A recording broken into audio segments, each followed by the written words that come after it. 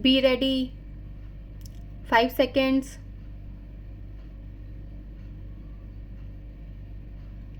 Start. The next question that I would like to deal with is the paragraph in the President's address relating to the progress made in our economy, in our agriculture sector, in our industrial sector, in our foreign trade, etc.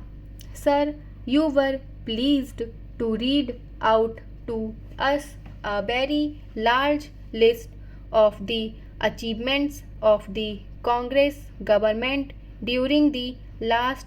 decade and the important targets which have been achieved during the last 10 years of our planned economy.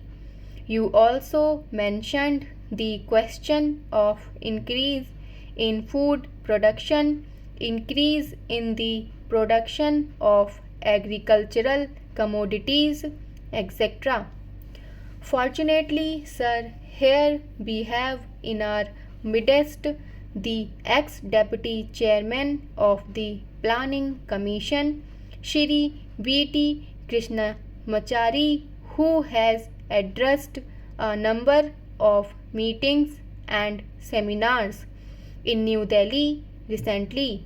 drawing our attention to the weakness in our agricultural sector. If the press reports are correct, in one seminar he mentioned that even if all the targets of the 10th 5-year plan are achieved, still at the end of the 10th 5-year plan period we may be facing a serious situation regarding the supply of agricultural commodities. He has also expressed the hope that we will be able to exceed the targets which have been fixed for the 10th 5-year plan. I do not know whether his expectation of exceeding the targets will be fulfilled or not, but it is quite clear that we have not been able to give sufficient attention to the development of the agricultural sector. It has also been stated that development of the agricultural sector is one of the most difficult tasks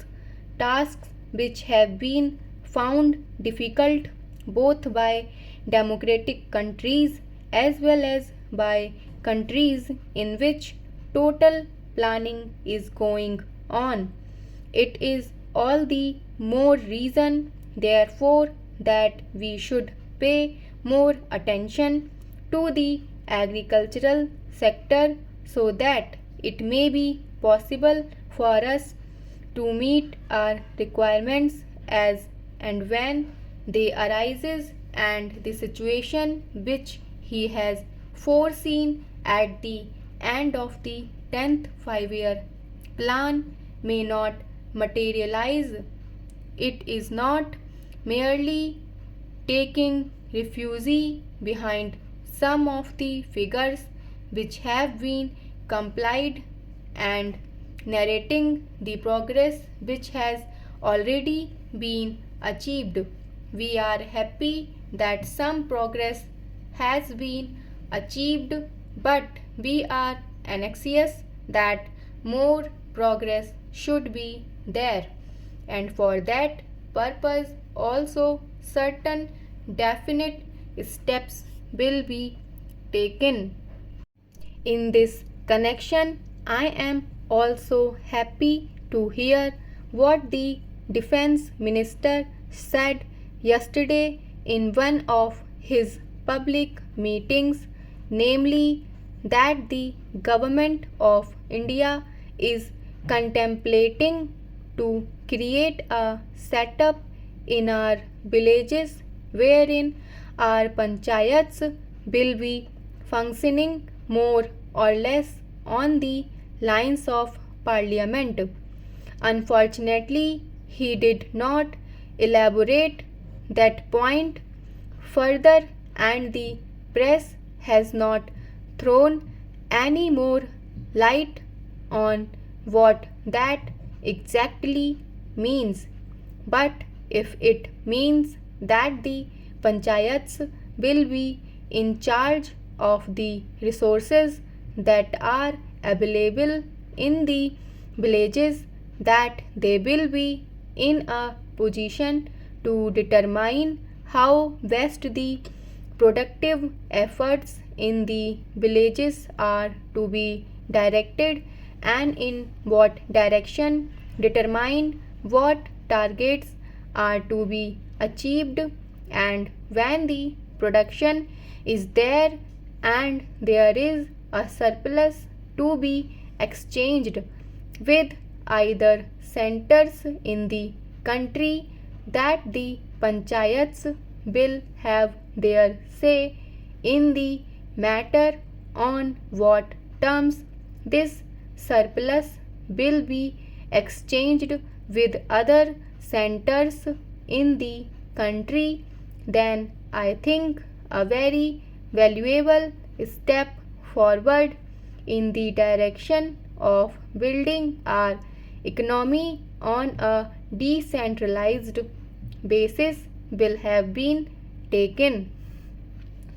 We have always taken the view, sir, that if planning is to succeed in our country, and if there is not going to be any regimentation of our productive activity and forces, what is necessary is that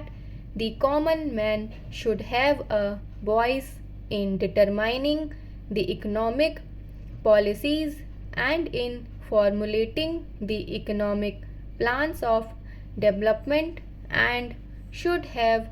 also his say in determining on what terms a village or a group or an industry should be working for the development of economy as a whole.